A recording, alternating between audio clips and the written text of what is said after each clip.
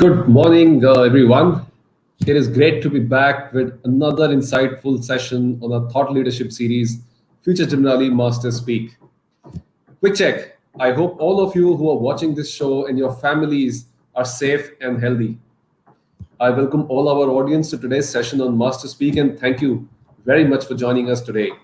And for those of us, or for those of you who've been following us regularly, I express my gratitude and hope you're enjoying these sessions as much as I'm enjoying hosting it. Now we are about to enter the fourth phase of lockdown, and who would have thought there would be all these phases that we would have to survive and go through of lockdown? And over the course of this period, we've tried to keep our audience engaged meaningfully, with our Lock in Good Habits series, where we continue to run live sessions with experts to keep you healthy, fit, and obviously in good spirits. If you haven't joined in those sessions, do get on it. Get your friends and your family to join those sessions. Make sure that everybody around you is safe, healthy, and happy. Now, our current series, the one that I'm presenting before you, Future Generali Master Speak, is all about your questions, your apprehensions, your concerns as to how this whole situation will unfold, what will be the impact of the situation on future, our business, our career, our jobs, our lives, so on and so forth. And there are so many of them.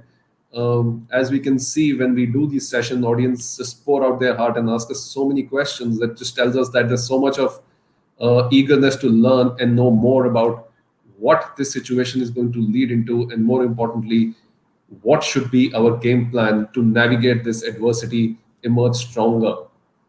Now, last week, for those of you who missed the session, we had Neerayal, the famous author who joined us on this platform, and he spoke eloquently about how to be indistractable in these times. How do you maintain mindfulness, and how do you focus to achieve more in our personal and professional lives? Now, if you missed those sessions, the recordings of the sessions are available on our social channel.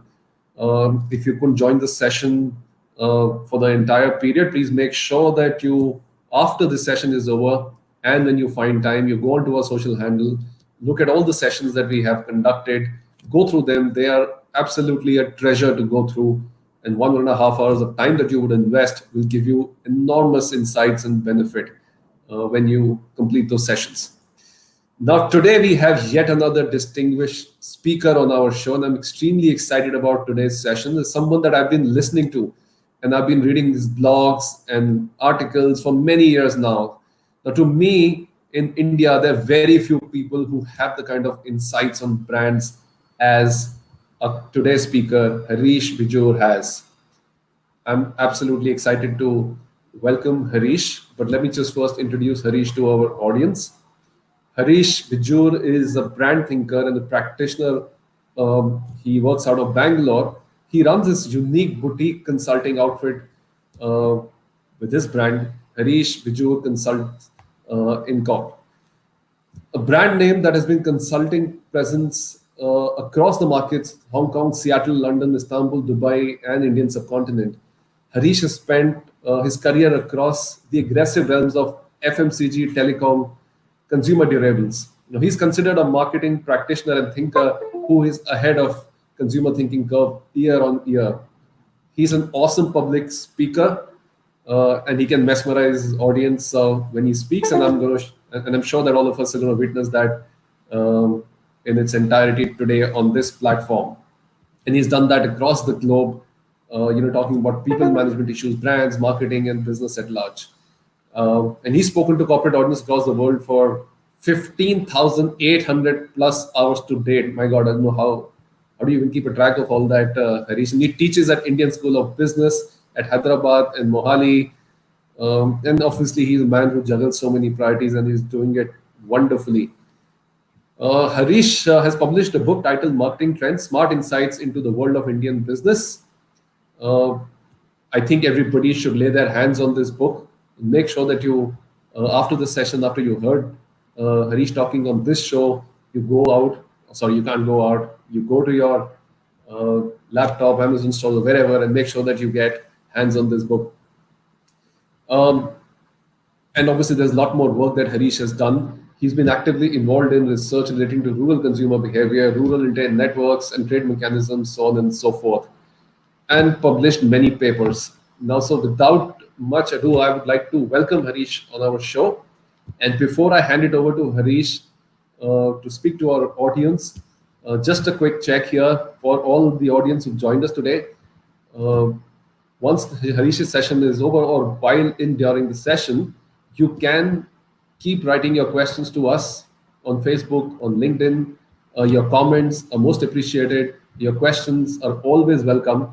I'm going to pick those questions from the comment box that you'll drop, and I'm going to ask those questions to Harish. And guess what? The best question of the day, which Harish will pick, is going to get a surprise gift. So, yes, keep asking questions. We don't know which one is going to be that lucky question that Harish will pick. And that's going to be the question of the day. And we're going to be giving out a surprise gift after the end of this session. So, I think without much ado, over to you, Harish. I'm all ears. I'm sure all our audience are all ears to listen to you. Hi there. A very good morning, a late morning on the 15th of May 2020. Uh, Pleasure being here in your midst, and thank you very much for that very generous introduction. I'm not sure how much of it I deserve and how much of it I don't.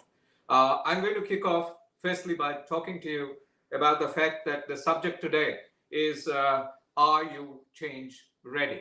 Okay. Now you will see a post-it pad married to a razor. And I think, tough times call for innovative ways of doing things. I have always believed power corrupts and PowerPoint corrupts absolutely. And therefore, I'm not going to use a PowerPoint presentation. So you'll bear with me. Webinars, I think there is a veritable webinar jam on the webinar highway. Broadband getting consumed by webinars in a dramatic manner.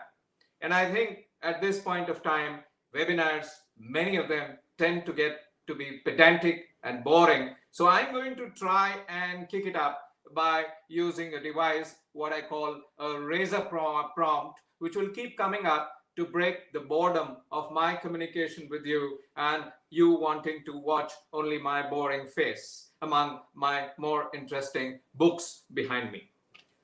What I'm going to present to you is essentially a set of thoughts. I'm presenting a set of thoughts, and these thoughts essentially are as fresh as 50 days old, as fresh as the lockdown in India, the country where I live in, and the city Bengaluru where I live in. 50 days of e-research, 50 days and possibly bleeding edge research of the last 2 days, post a recent announcement by Prime Minister Modi of India. 50 days of my personal e-consult work, which I carry out with clients across the globe and their challenges, and most certainly 50 days of hands-on experience on work for a post-COVID era, which with an Indianism I call COVID Kal, COVID-19 Kal. So if you really look at it, I'm going to commence this presentation of mine, which is a chat with you and I, hopefully an animated chat, with two quotes. The first quote I'm going to quote is from a tale of two cities. I'm going to quote Charles Dickens. And post Charles Dickens, I'm going to quote India's Prime Minister Narendra Modi. Two diverse sets of gentlemen from two different eras, but they make sense. The first gentleman I want to quote to you is Charles Dickens, and Dickens from A Tale of Two Cities. In A Tale of Two Cities, he says, "It was the best of times. It was the best of times. It was the worst of times." And if you and I had to look at our times currently, today, when you and I look into our lives, into our jobs, into our businesses, into our future, into literally everything, it does not look like it's the best of times. It was the worst of times, and it looks like the worst of times. But it is the best of times as well. Because if you really look at it, it is the best of times for nature. all of a sudden for the air quality around us, for the water quality around us, and for the way in which the earth is rejuvenating itself. And we see a lot of these stories on social media. We are also told that from Ludhiana in India, you can see Canada. If you really look at it, it's the best of times for nature, and it certainly is the worst of times for man who is in fear. And therefore, the psychology of fear, the economy of fear, and the marketing of fear, or the demarketing of fear, is something I'm going to address in a little while. But I'm going to kick off firstly with a bit of macro gyan. And even as I jump into macro gyan, since I've quoted Charles Dickens, it was the best of times, it was the worst of times, I must quote Prime Minister Narendra Modi of India. On his first address, he looked around at people across his screen, and in his inimitable manner, he used an Indianism, and he said, "Jaan hai to jahan hai." In translation, if there is life, there is a world. If there is a life, there is world. If there is no life, where is the world? And that was ethos 1.0 of managing the COVID-19 crisis, not only in India, but across the globe. Ethos 2.0, the very same gentleman, Mr. Narendra Modi, the Prime Minister of India, came on screen before lockdown 2.0, and there was a tweak on that original saying, and it said, "Jaan bhi, jahan bhi," which typically meant to say that, hey, listen, guys. Oh, that's a disturbance. Sorry for that. It's typically meant to say that, hey, guys, if there is life, there should be life, and there should be a world as well. And this was the economic dose that came in at that point of time to say that life is important, but livelihood is also important. And the third thing that he did not say, but I am tweaking, is version 3.0 or ethos 3.0, which has entered across the globe, across some 91 dominant countries on the COVID-19 map. And that simply says, in Hindi, it would say, "Jaan bhi, jahan bhi," and thirdly, COVID-19 bhi. Which means to say that we are suddenly biting into the reality that life must go on, livelihoods must go on, and COVID-19 will also go on. Which simply means to say that the entire world is in a tumult. We are in a change mode. And this change mode is going to continue in our lives for a long period of time. And therefore, COVID-19 is not a temporary blip in our lives, sadly, but it's something that's come around and it's going to be in our lives for a moment. This is a pause moment for us. This is not a full stop moment for life. This is a pause moment. It's a comma moment. A comma moment when we are told, sit back and think. Think of what we have done. Think of what we will do. Think of what we have done negatively, and think of what we must not do negatively in the future. And I think change always brings in this cascade into our lives, which you and I must marry into. Change is a contagion in itself. And change seems to be the only thing that's driving every force around us all of a sudden in a post-COVID era. This change contagion is a virus in itself. Change is a virus in itself. It can change a lot of things. And this change is demanding us to reboot life. This change is telling us, reboot the economy. The way you look at the economy, the way you treat the haves and the have-nots. This change is telling us, reboot businesses, the way you do businesses. Physical, 1:1 versus digital, virtual, whatever, cusp of both. And the third thing it's telling us is change business models altogether, reboot business models. The next is reboot marketing, the way we have marketed till now, maybe not a great way to go, reboot marketing. Reboot brands. Brands have been dealt with in a different manner. At times we have gone from the sublime to the ridiculous. Can you now change that? Reboot brands. And reboot certainly the consumer, because the consumer is a very different entity today. The consumer is a changed entity. And therefore, the idea simply is change is inevitable, and I think change we need to change right away. If you really look at it, this change is going to be across three territories. Three territories. The first territory is the environment.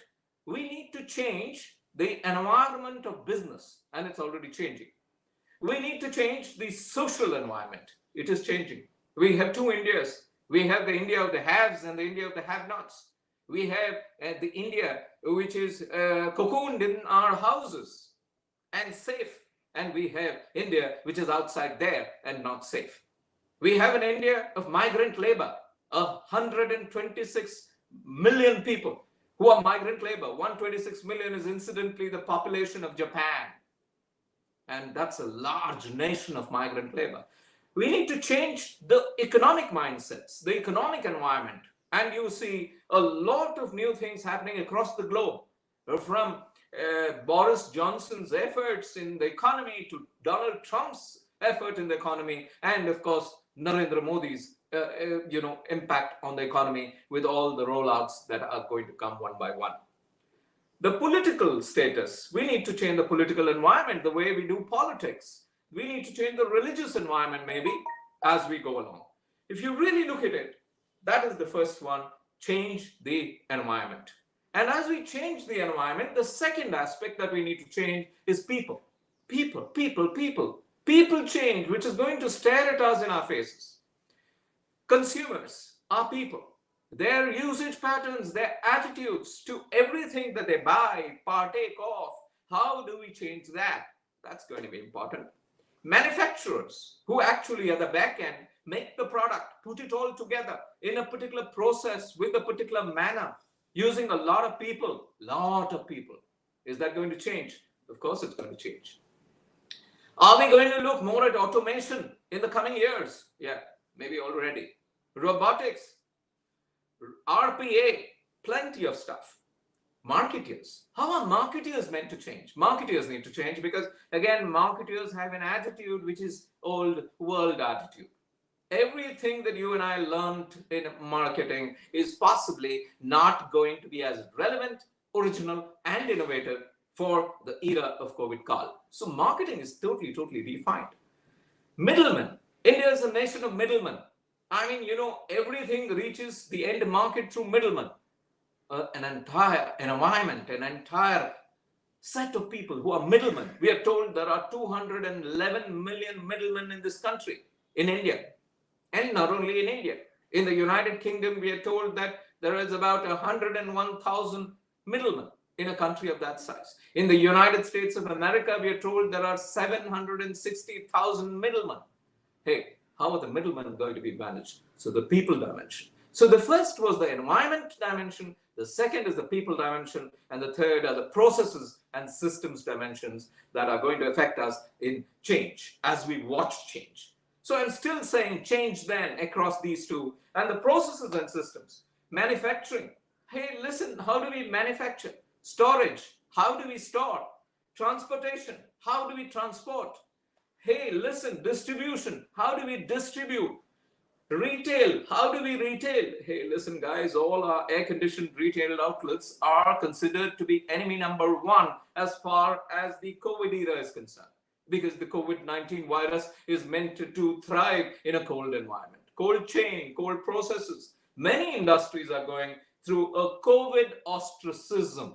Hashtag COVID ostracism, as I call it. And some of these industries I work in. I work in the air conditioning industry. Oh, the industry is in deep trouble. Hashtag aircon COVID ostracism. COVID ostracism, aircon ostracism. Hey, listen, I work in the ice cream industry.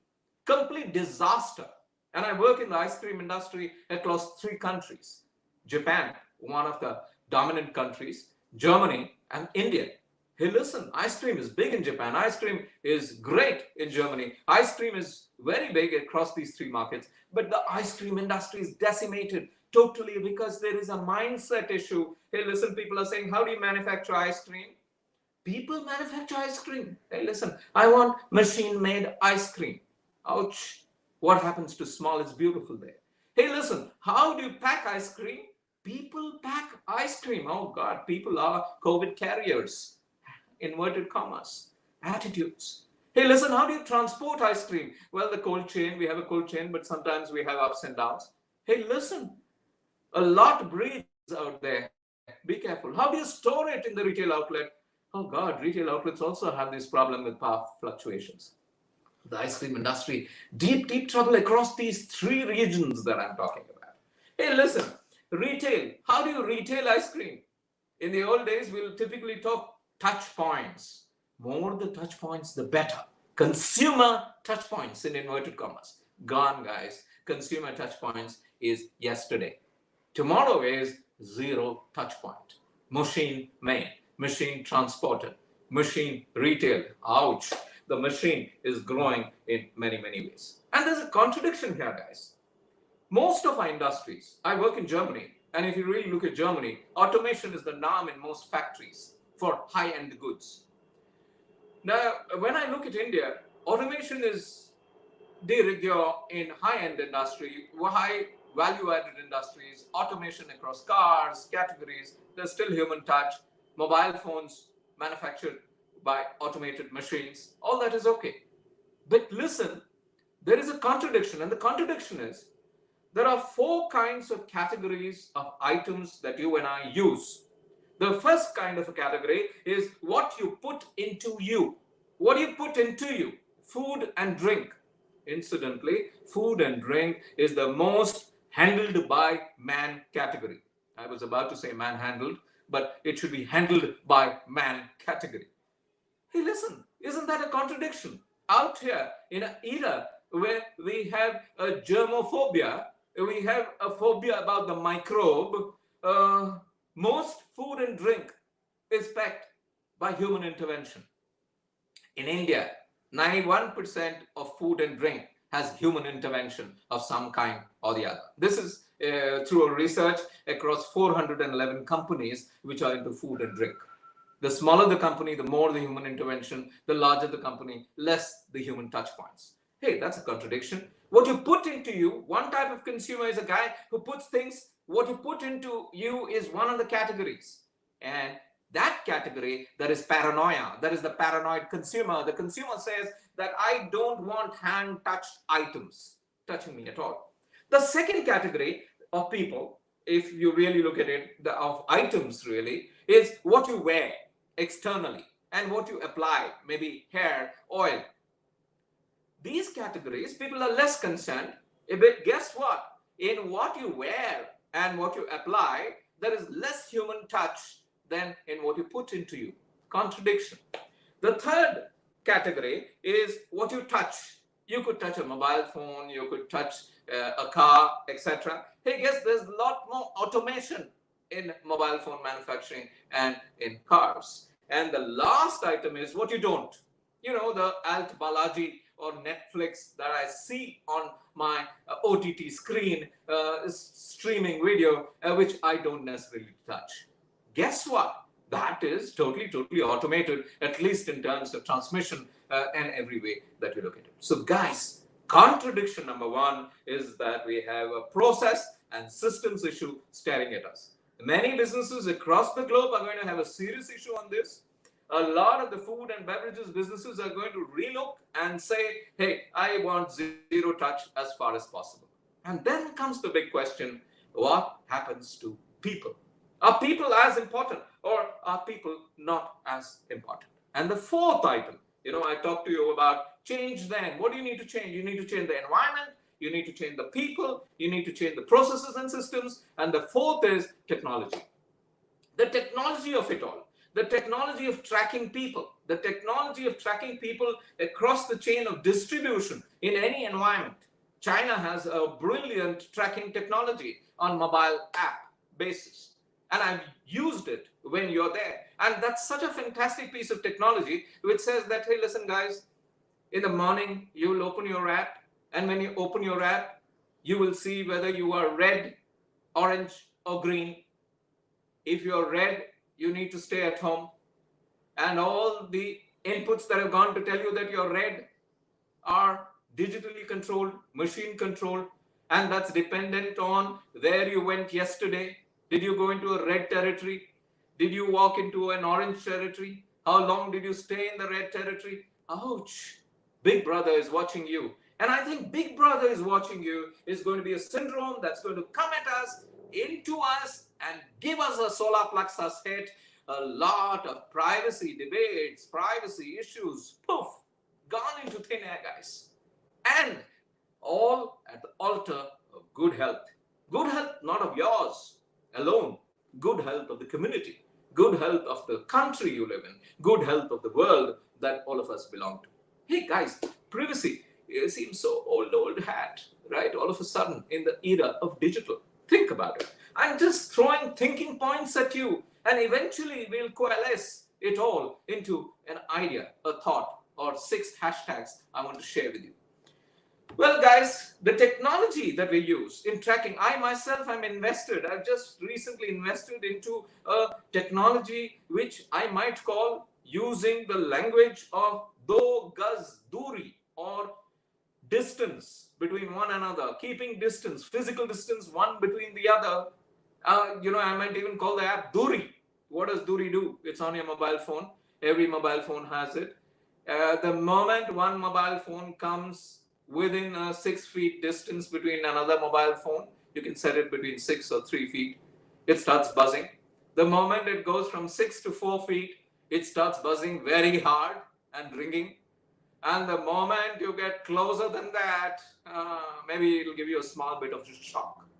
So all those close-up moments that we're talking about, well, you have to be very careful. You just might get a shock with my Duri app.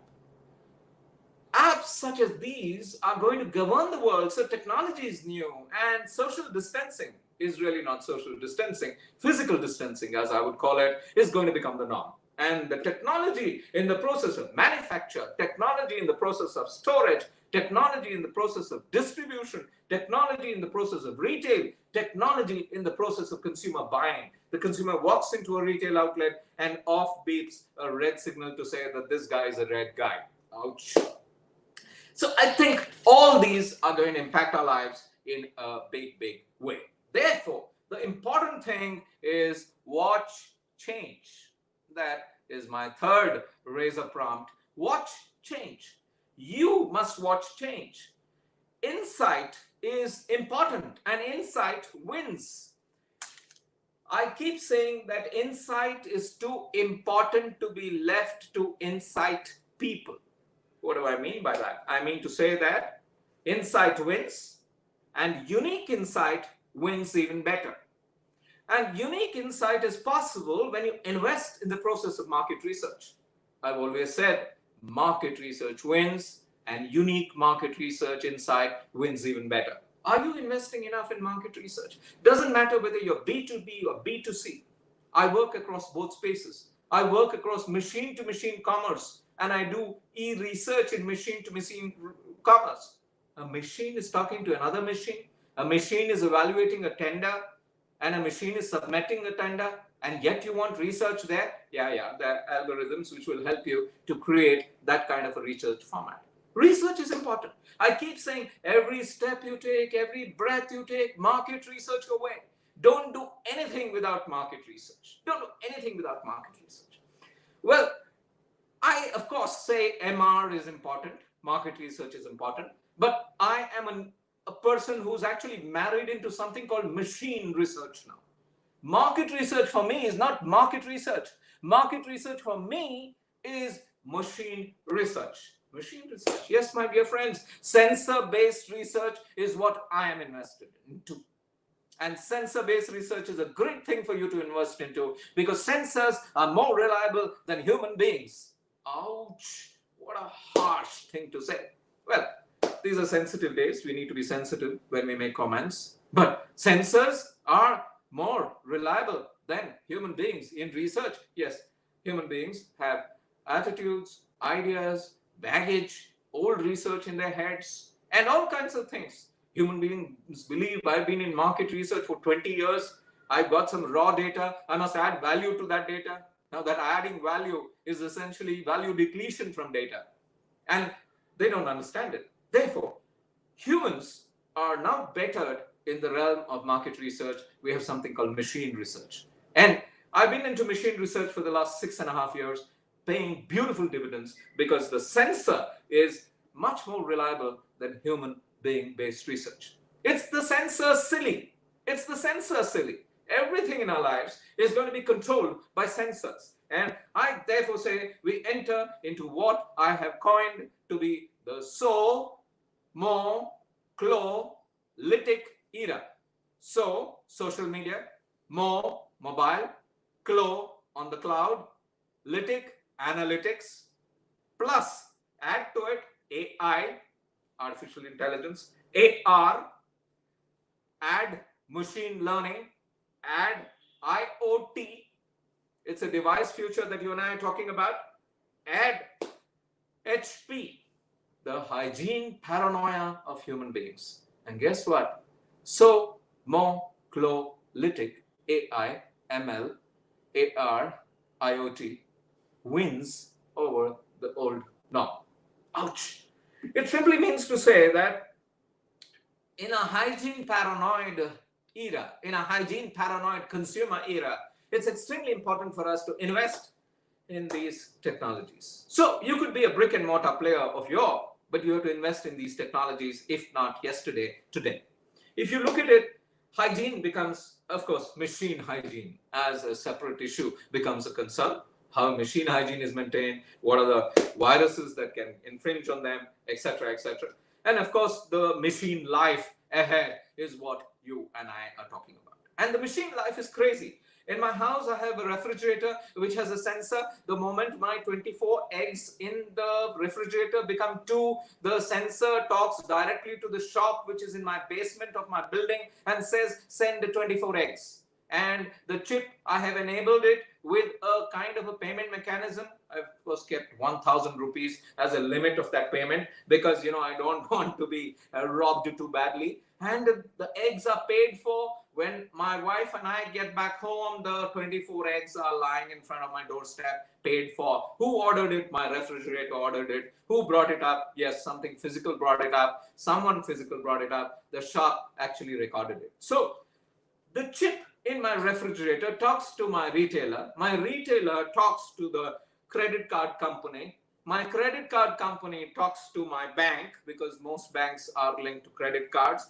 My bank talks to my insurance company at times for various issues. My insurance company talks to my car to find out how I drive so that my premiums can go up and down. My car company talks to the rating agency of any country, whichever country I am in. And everybody talks to Facebook. And Facebook talks to everybody. Touche. Guys, if you really look at it, the future is a crazy, crazy future. And the future is already here because COVID-19 has cascaded the future to happen in our lives faster than it has happened ever before. And if you look at it, I call it nothing bigger. COVID-19, there is nothing bigger as a crisis that has hit our lives in the past. Nothing bigger. And what is nothing bigger? Nothing bigger because we have had many crises. The dot-com bust of 2000, if you and I look at it, we thought the sky had fallen on our heads. Not really, guys. It will be business as usual. The 9/11 issue, which hit the United States of America, hurt our entire psyche of the entire world as such in 2001. No, guys, I think it's business as usual. The Lehman crisis of 2008, it hit us. Hey, guys, it's back to business as usual. It was till pre-COVID. COVID-19, nothing bigger. 2020, nothing bigger.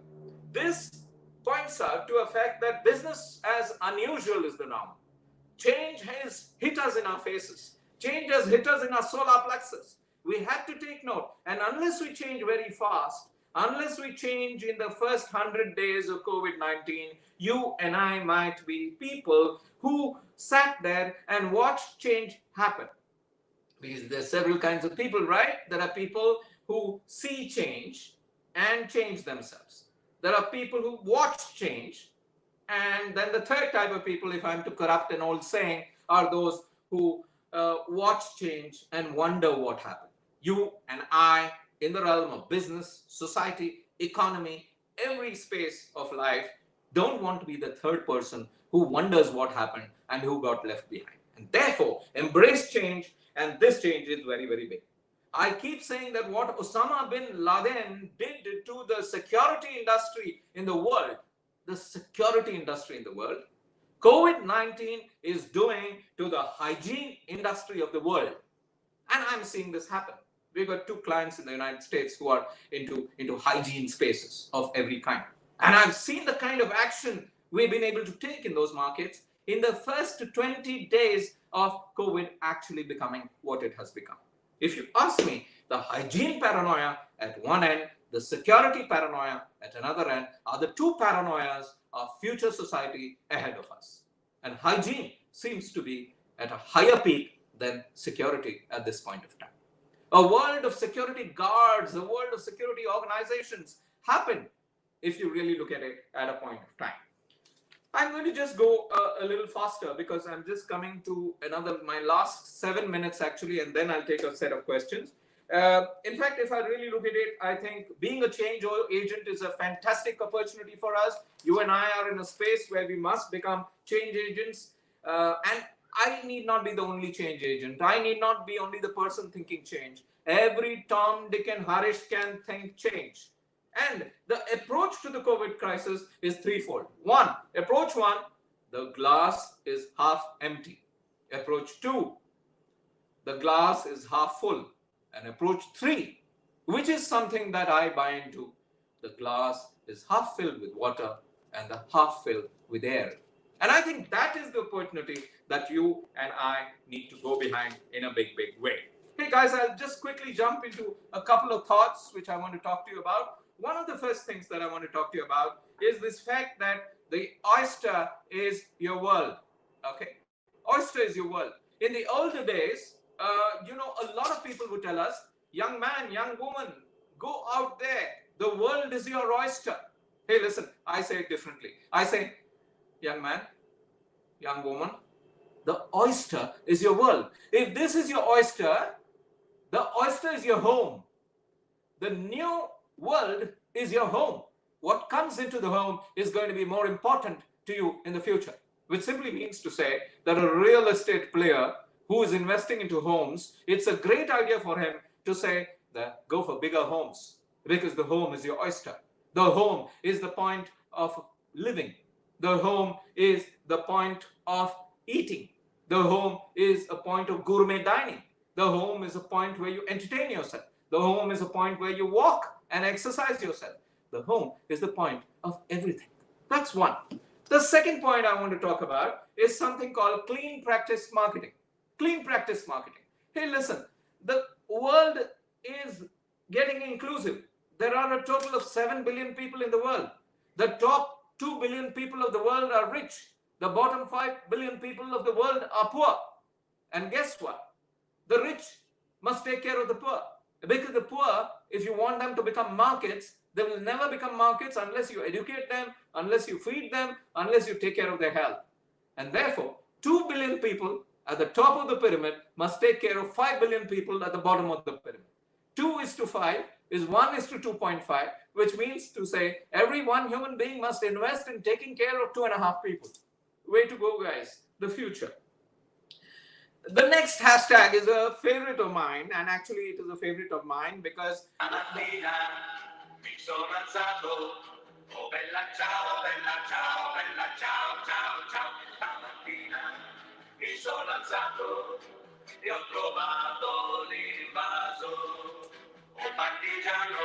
okay, what am I talking about? Bella Ciao, Robin Hoodization, guys. Many of you have recognized Bella Ciao. I mean, it must have been one of your staple lockdown fare. Bella Ciao, Robin Hoodization in pricing. I think you should bring in Robin Hoodization in pricing. Goliaths of the world will not be respected. You must look like a David. You must think like a David. You must feel like a David, even if you're a Goliath. Think about that. That's the point I want to leave back with you. Guys, the next point, hashtag small is beautiful. I'm going to finish in about 2 minutes and take your questions. Small is beautiful. What am I talking about? Small is beautiful. Small is beautiful again, guys. The big hospital is not the place you want to go to. The small store is the place you want to go to with the air conditioning issues that you're facing with the big stores. E-commerce companies have let you down because suddenly during the lockdown period they said we don't have delivery slots for you. You go back to your corner grocer. Small is beautiful again. Selfish inclusiveness, guys. This is yet another stuff. Guys, I have a lot of these insights, 311 of them. I will obviously not talk about all of them, just speaking about six of them, because I want to keep the rest of the insights for my bread, butter, and caviar. Well, I live in India. I live in my favorite city of Bengaluru. It is not bread, but it's naan, and it's not butter, but it's butter chicken, and it's not caviar, but it's single malt. So for my bread, naan, my butter chicken, and single malt, the rest of the thoughts will be left aside. But small is beautiful.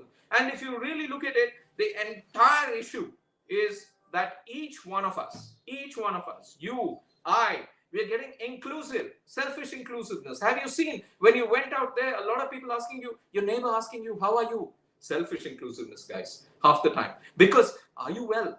Why am I asking, are you well? Because if you're well, I'm going to be well. Selfish inclusiveness. And I think selfish inclusiveness is going to pave the way ahead. And the final thing, the final point I want to present is Desi revival.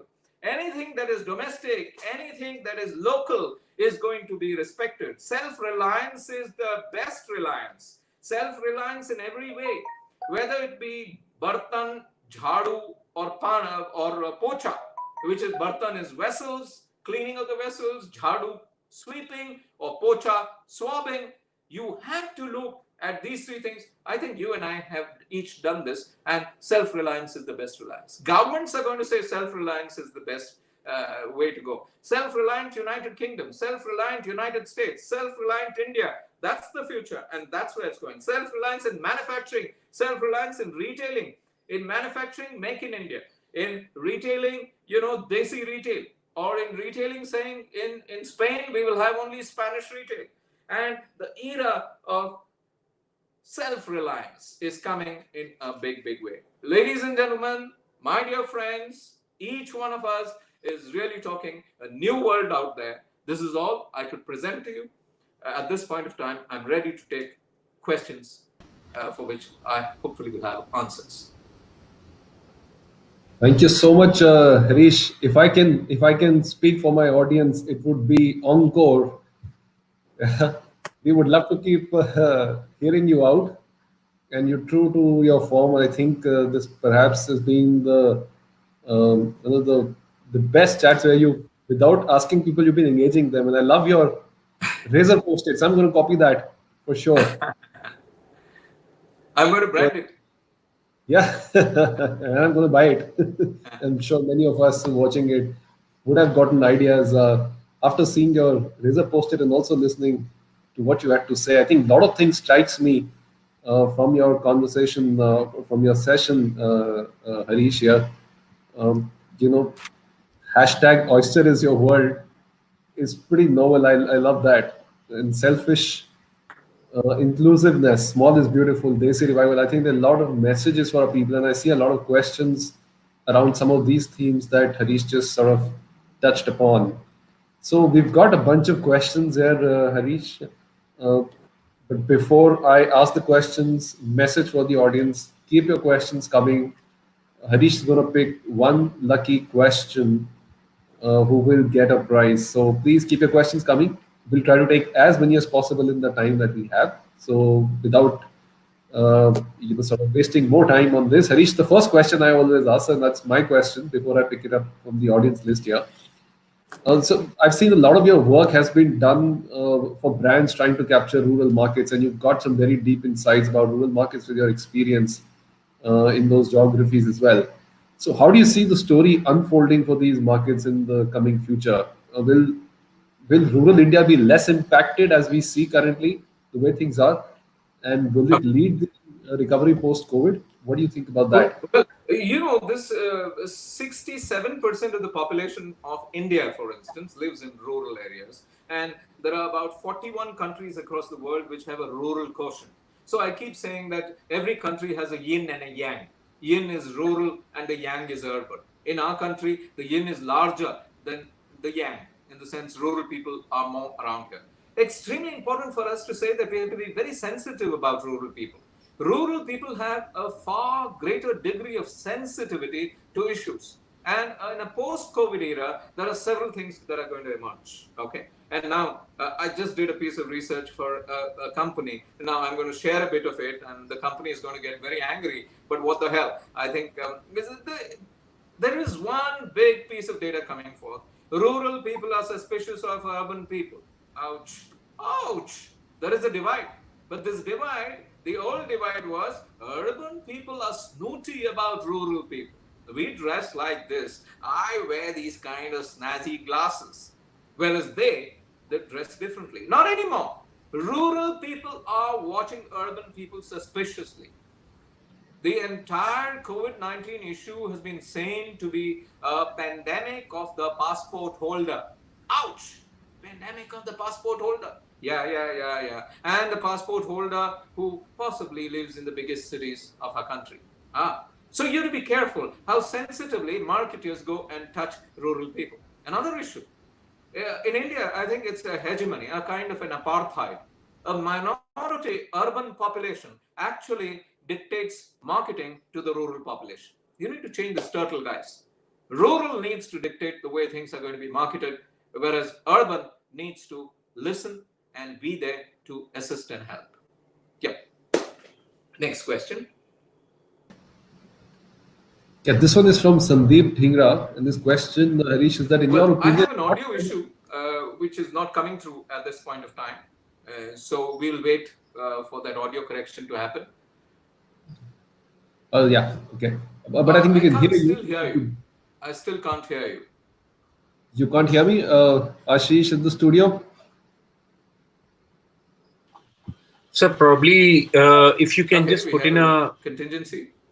Yeah. Yeah, I think you might want Can to you hear use me? a I head. can't hear you as well. So there seems to be some problem with Not the able to chat. hear you. Yeah. So this seems to be at the studio level. If you can hear me, are you able to hear me? Are you able to hear me? Yeah. Then it's at the studio level. The issue is at the studio level. So maybe you'd like to call me and give me a question. You're on the speaker, so you can ask me the question. Yeah. Sir, can you put in the headphone if possible? The issue is not at my end, but let's see if it can be tackled with a headphone. Hello. Can We you can hear. speak? Rakesh, Yes. No, I can't hear you. The issue is at. So my suggestion is if you can read out the question right now on this mobile link, I will answer those questions. And maybe you could mime asking. The person you are speaking with has put your call on hold. Please stay I'm on just the taking line. Rakesh on call. आप जिस व्यक्ति से Rakesh, बात कर can you रहे हैं, please pick up your वो phone? आपकी कॉल को होल्ड पर Sorry? रखा है। कृपया Yeah, लाइन I'm पर picking up. Yes, बने Ashish. रहिए। So I should Yeah, ask. now Can you hear me? yes. Yeah, I can hear you now.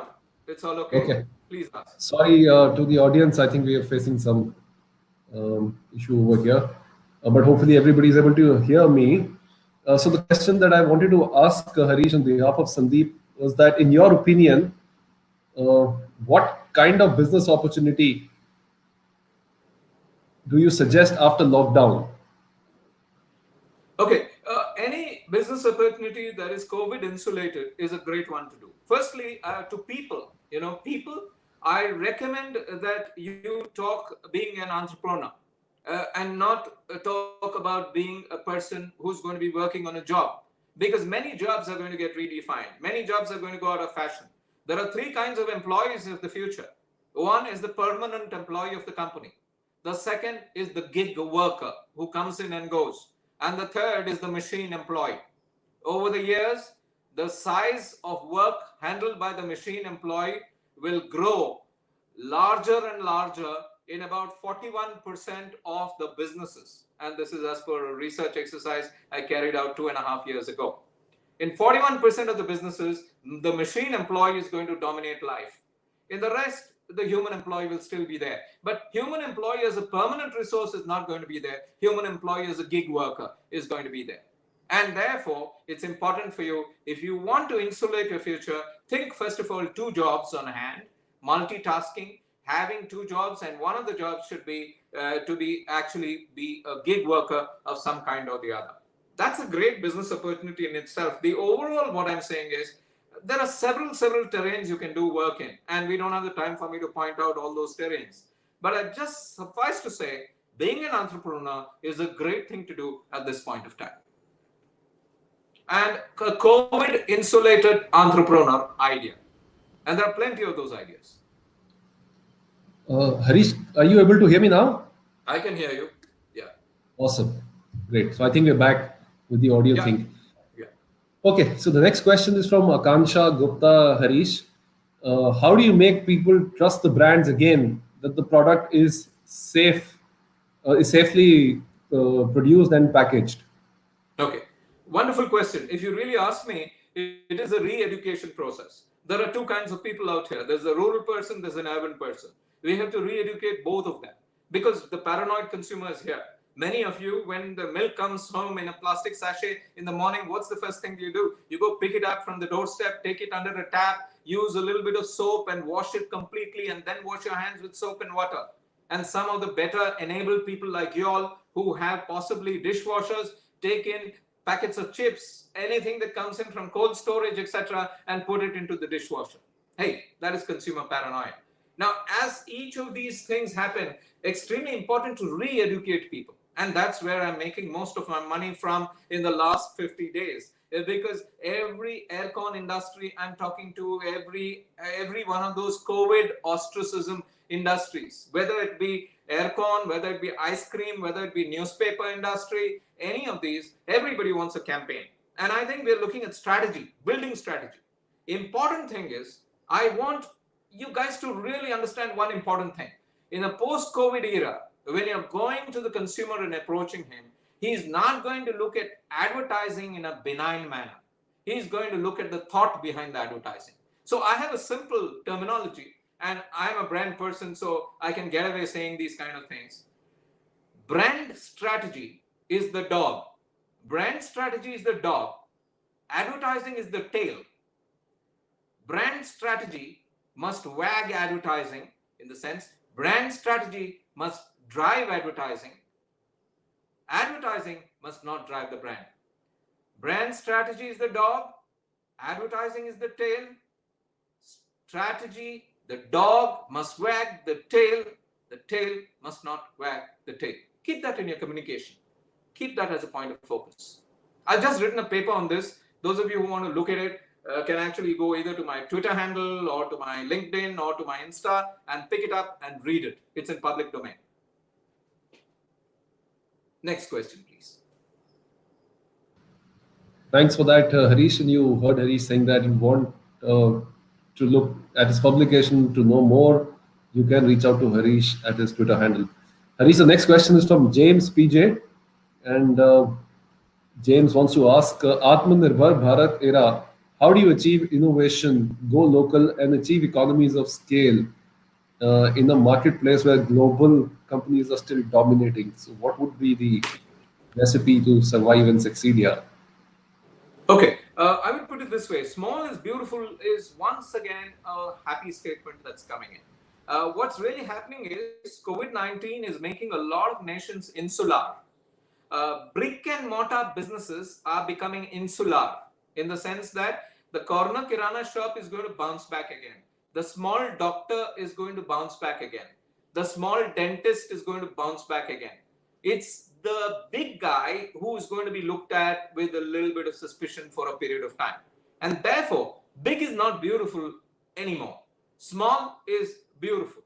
So if you are hooked onto that, I would typically say that there is the brick and mortar businesses are getting insular, wanting to be insular, whereas virtual businesses want to be peninsular. They want to be all over the globe. So if you are in brick and mortar, you have a fantastic opportunity now to reinvent a space which you can occupy, dominate as a high ground. Go for it. Next question. Harish, a lot of our audience, I understand from the comments, are in business development and sales or high touch industries. So there's a question from Anjan Roy. In today's scenario, without meeting our customers, business partners on a regular basis, how does one retain and increase sales? And that, I'm sure, is a echoing question Yeah. amongst a lot of the salespeople. Yeah, I think this is a very important question because selling is in our DNA. And if you really look at it, selling is all about being in front of someone and selling it to him. That's the best way of selling. That's called one is to one selling. There are many models of selling though. One is to one selling is me standing in front of you and trying to sell you something. Okay. And the second way of selling is one is to many. Me coming in front of a small group of 20 people and trying to sell something to them. That is less efficient than one is to one. The third way is me selling one is to all, which is going behind a television screen. I'm not glamorous enough to do it, so I get maybe an actor, I get Salman Khan to do a jig and promote a particular brand, a product. That is one is to all. Now, please note that society of selling is going to move from one is to one to one is to many. We are going to be talking to groups of people and not people. And when you want to talk to all, you're going to be talking through the mode of a Zoom conversation or a WebEx conversation or a conversation online. And guess what? All of these are going to fall into place. The one is to one contact is going to be replaced by possibly an audio call or a video call with that human being. The one is to one, we do work in the real estate market for a large number of players. Selling a home now, they have walkthroughs and videos of every kind, videos which you can see, except for touch. Literally, you get the experience of what's happening. So a lot of our selling strategies have to take one step back. But I suspect this is going to be for a short period of time. Don't worry about it because your person you're selling to understands your problem. Yes, you can't look into his or her or their eye and talk to them, but at least you're able to talk to them from a distance and you're able to spend as much time as they want you to spend by literally being there. I mean, I can literally touch you, literally. Okay. Now that's the problem with technology. I mean, you don't know where your body ends and where technology begins. Use that to advantage. Where your body ends, technology begins, and in selling, technology selling is going to be a new piece. I just did a 2-day training program for someone online on selling through technology. Okay, what's the meaning of that? Which means that every space can sell through technology. Okay, and this guy was an FMCG player. Can you imagine FMCG actually selling, not branding, not marketing, selling through technology? Can be done. Thanks, Harish. And that's very pertinent. The message is very clear, and I would just want to resonate with that. The conversation that I'm having with Harish, with all of you participating in it, one would not have imagined, this kind of conversation earlier, right? But I think it's going very well, and I'm sure all the customers today will appreciate the challenge, and this pretty much works very well as well. And we've seen this happening across all industries. Harish, the next question from Shiraz is a different one. I think possibly more personal views here. That what's your view on higher education? Do you think studying in India will be preferable than studying abroad, especially in the context of Atmanirbhar Bharat? Okay. See, higher education. I think, firstly, I would say that this is the most opportune time for anybody to invest in education, higher education. Because, very simply speaking, the opportunity loss is next to zero. Because, please understand, the reality of our lives is a lot of people are going to lose jobs. A lot of people are going to have decrements. A lot of people are not going to have any increment. And maybe a very few people will have increments. In this kind of a scenario where jobs are going to be shed like leaves during autumn, you need to be careful. So it's important to understand zero loss to study, to do anything in higher education. I do believe personally that you have the best higher education institutions in India itself. And I think we have 11 of them listed as names. I will not take any one name because I teach in 2 of them. If you really look at it, this is the time to invest in higher education. India or outside, very frankly, it doesn't matter. Harish, I see questions pouring in on my line over here.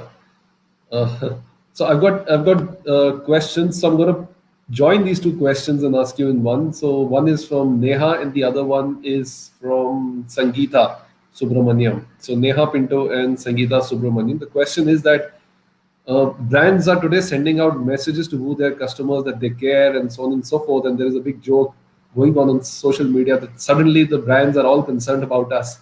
So, that's your domain. How do you have a brand strategy that doesn't seem like a gimmick? And the second question, which is from Sangeeta, is, are brand collaborations a good idea at this point? Okay. I don't think brand collaborations are a good idea at this point of time because I think each brand must survive on its own. That's the second part of the answer.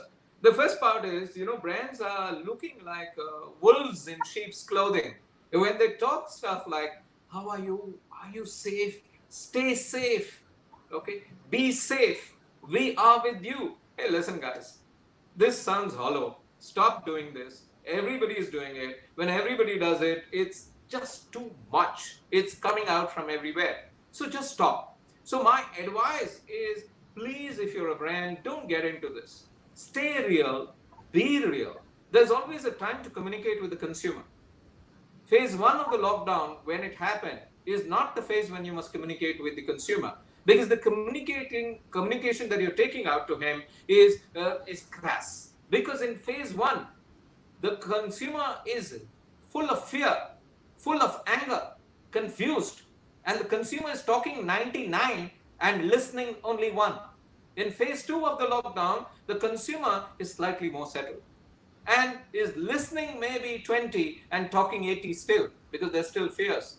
Phase 3 of the lockdown, maybe it's 50-50.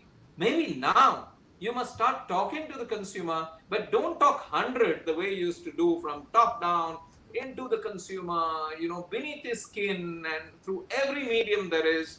Don't do that, because it's still 50-50. Consumers listening 50. There will come a time when the consumer will start listening 95 and talking 5. That's when you can resume every piece of communication that you want to take out at the consumer. Apna time aayega.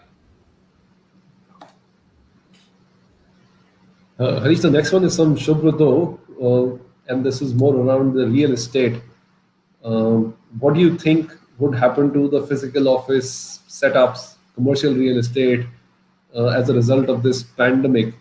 And I will just join that question with another question, which is around retail. So that's from Guru Dutt. What would be the future of retail shopping centers, and what approach should they adopt to attract footfalls? So that they're both kind of Yeah. This is the fear. Okay, the real estate of the commercial kind is in big problem. Okay, the real estate of the residential kind, no issue. Don't worry about it, because residential, I told you, the oyster is your world. Real estate in the commercial space is in a problem fundamentally because it is a proximity issue. Any proximity business which brings people together is in problem today, because people are worried what that togetherness will do. Offices bring people together.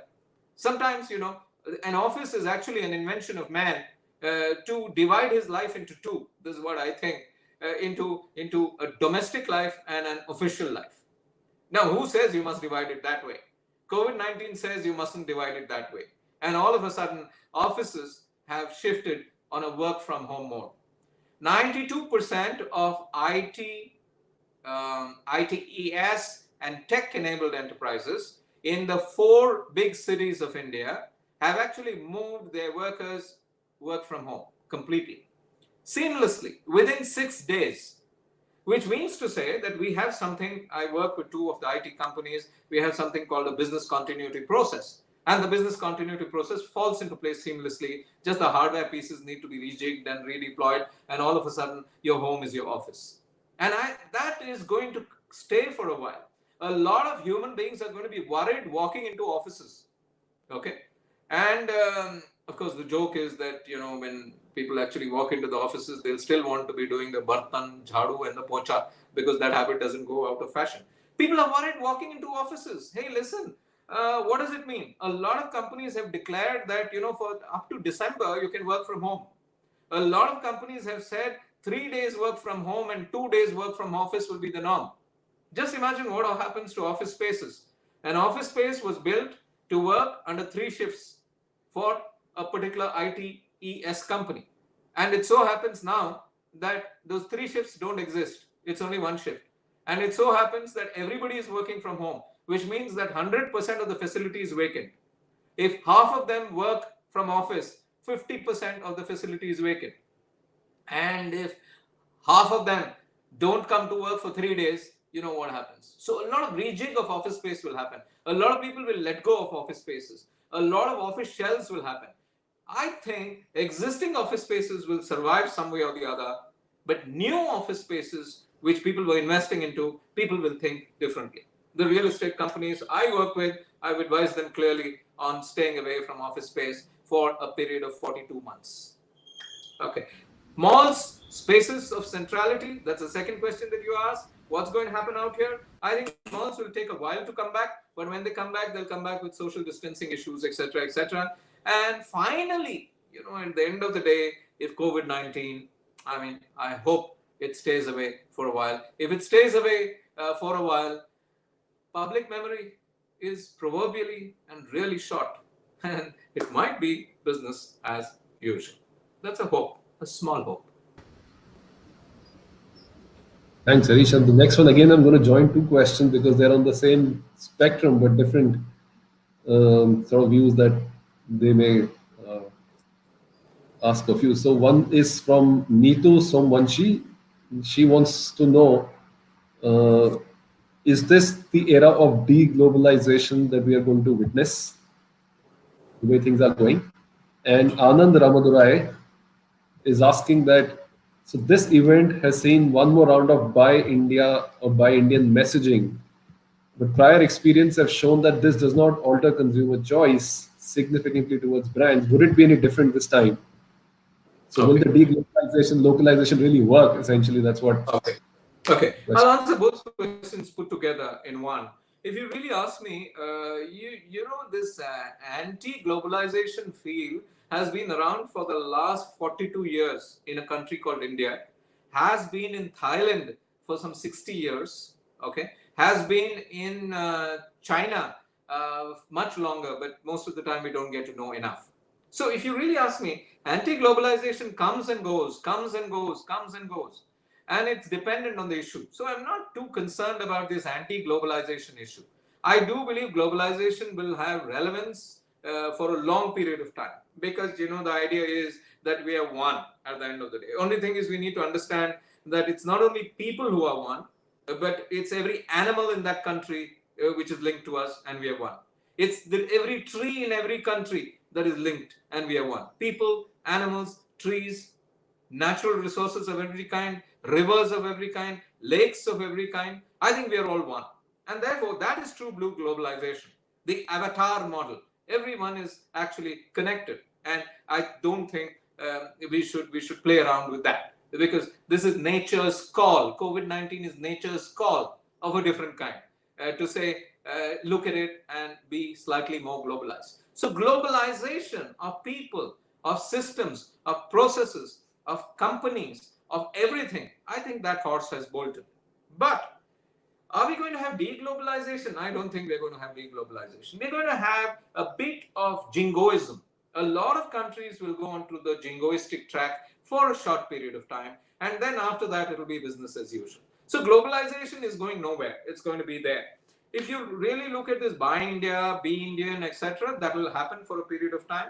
But if you look at the fact, in India itself, if I take India as an example, there are 3 kinds of companies in India. There is one at the top of the pyramid. There is the multinational company that imports products and sells in India. That's type 1 company. That company is going to have a problem with the Make in India ethos and with the self-reliant India ethos. India will not want products which are made outside and brought in anymore for a while. Now, the second type of a company is a multinational which makes in India and has been making in India for a long period of time. Nestle is a classic example, HUL is a classic example. These companies will not have a problem. The third type of company is actually an Indian multinational, and ITC is a classic example. They will not have a problem at all. In fact, they might use this advantage to really refocus and reposition themselves as the Indian company which makes for India and does not repatriate profits out of India. Because some of the other companies would still repatriate profits to an overseas destination. So three types. And the fourth type is the local company. The local company which makes everything small, and small is beautiful is the format. The local company is that corner hot chips wala who makes hot chips in a generic manner and gives you brilliant chips. The Indian multinational is essentially the potato chips that possibly a Parle biscuits makes, which is called Parle wafers. Okay, and the third kind of a company, the multinational chips, could be Pringles made in Punjab, and the fourth type, the multinational from overseas, is Pringles made in California with California potatoes. So that will go, but the other three will survive. However, this will pan out differently. This will pan out differently because there are some kinds of company, different things will happen in distribution. Distribution things could happen in such a manner that a lot of distributors might say that my shop is going to stock a ratio of products. 80% of the products will be Indian products, 20% will be products which are made in India by foreign companies with foreign sounding names, and zero will be anything that's imported. And that is yet another issue. Another set of retailers might say, I stock only 100% Desi, which means that I will not keep any of the brand labels from the big multinationals in India who make in India as well. So I think what's going to happen is the true blue Indian democracy is coming to roost, and a lot of decisions will be taken to think it out. Actually, nobody has an answer to this question. Nobody has. Time shall tell. Thanks, Harish. And that reminds me to ask you this question to possibly do a time check because we got questions pouring in, lots of them still left. I just wanted I to check think on. just one more question because I've got to get into another webinar and I have an e-class and I don't want to miss my class on time. Yeah. Sure, sure. So I'm going to ask that one last question, Harish. But first, thanks to all our audience for sending their question to us. So this question, Harish, is more around careers. You touched upon that in your talk earlier, but the question is from Rajesh. Wants to know what are the skills that we need to acquire to be prepared in these times going forward for us to stay competitive and relevant. Okay. One of the first skills that you need to accept as a given is a global skill on anything that you do. Okay, so whatever you focus on, whatever your energy point is in terms of a career, in terms of an entrepreneurship, you must aim to be the expert in it, full stop. And your expertise cannot be related to one nation called India. You have to be an expert at it in at least 20 countries. Because, listen, the world is flat today. The world is so flat that I'm enjoying this situation as of today. I was actually set to go and teach at a university in the US. And it so happens that those classes have all gone for term one of theirs, have gone online. I'm so thrilled. I don't have to travel there and stay there for 21 days. I don't have to be in an alien setting. I don't have to miss my sambar and rice and curd. I can teach online through an e-class, and that's exactly what I'm getting into now. An e-class where people are going to say that geography is history. I want to get a subject expert, does not matter where he or she stays. And the beauty of it is, if I was to refuse a university wherein I'm teaching, just because I'm teaching another university now, what really happens is I don't have to refuse it because I don't move out of my home. I am in my study. And from my study, I teach one class here and another class there. So at this point of time, I have 3 sets of e-classes going. How do they happen? How do they come? Fundamentally, whatever your area of expertise needs to be, you need to stay relevant, original, and innovative for a large number of geographies.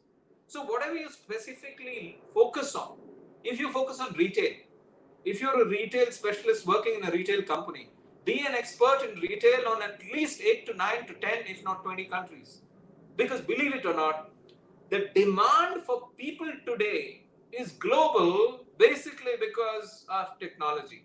And e-teaching, I think that's the way to go. And e-anything, okay? You could be an e-recipe maker and your demand is global, I used to go, I do a lot of motivational speed talking, a lot of talks on branding, strategy, etc., keynote addresses. I would travel from Bangalore to Delhi, and for a 1-hour talk, I would take the early morning flight and I would take the late night flight back from there. Tired, exhausted, doing nothing very much creative during that period of time for a 1-hour talk. Today I do the same talk remote. I think these are opportunities which have fallen onto our laps, and I think we need to look at it as that glass being half filled with water and half filled with air. Okay, I think I'm going to run away now, and I would like to say that, guys, any more questions you have, anything else that you want to talk, you could either email me at harishbijoor@hotmail.com, or you can come on Twitter or on LinkedIn or on Insta, and we can continue the chat. I don't promise to be prompt because of life on a roller coaster today, but I think we can do it and aim for it. It's been a total pleasure being with you and talking to you. Harish, just one last thing, question you need to pick up.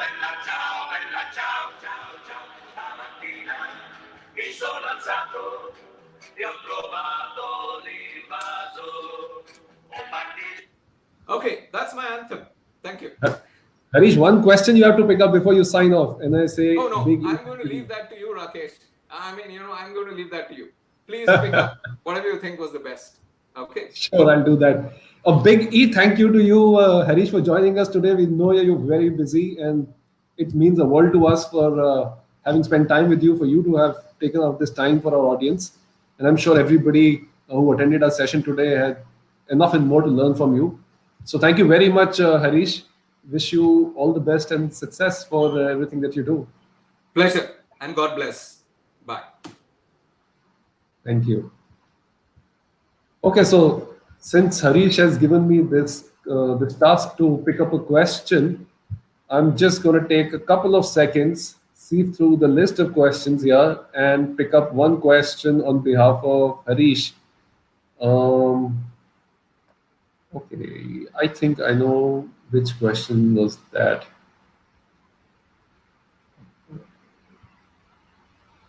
Just give me a moment, guys.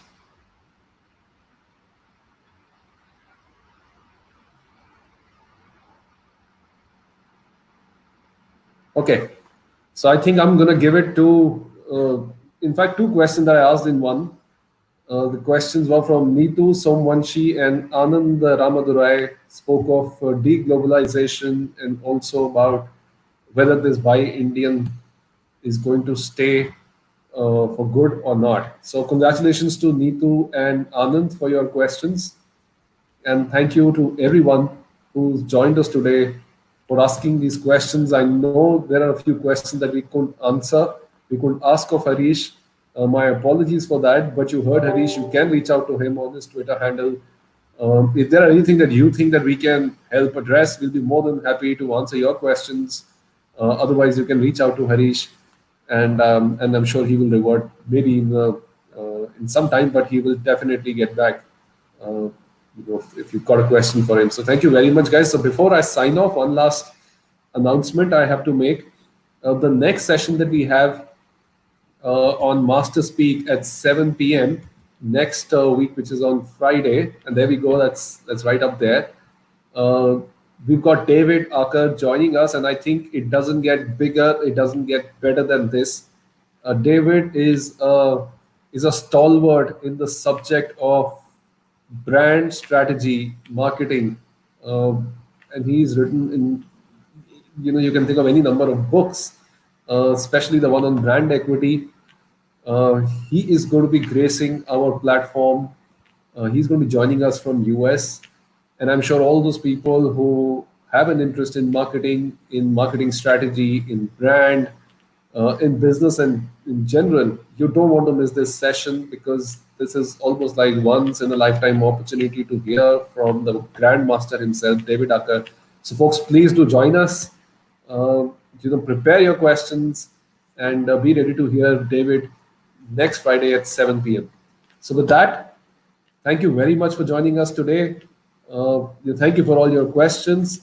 If you missed out any of our sessions, you missed out any part of this session, all of that would be available on our social handles.